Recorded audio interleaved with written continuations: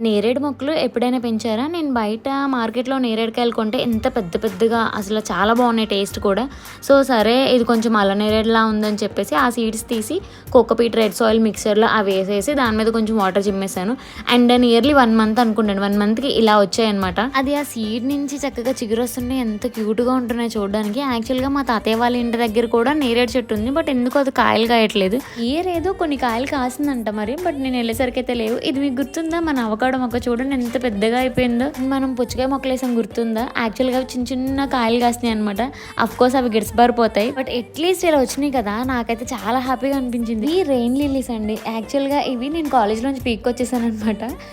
But దీనికి అంత risk చేయాల్సిన అవసరం లేదు. ఇక్కడ చిన్న చిన్న కాయలు కాస్తాయి. సో కాయల్లో బోల్డ్ అని విత్తనాలు ఉంటాయి అనమాట. సో జస్ట్ ఆ కాయలు తెంపితే సరిపోయేది. బట్ మనకు తెలియదు కదా అప్పుడు. సో మొత్తం మొక్కను పీక్కొచ్చేసాను. ఈ ఎండిపోయిన తర్వాత విత్తనాలు ఎలా ఉంటాయో మీకు నెక్స్ట్ వీడియోలో చూపిస్తాను.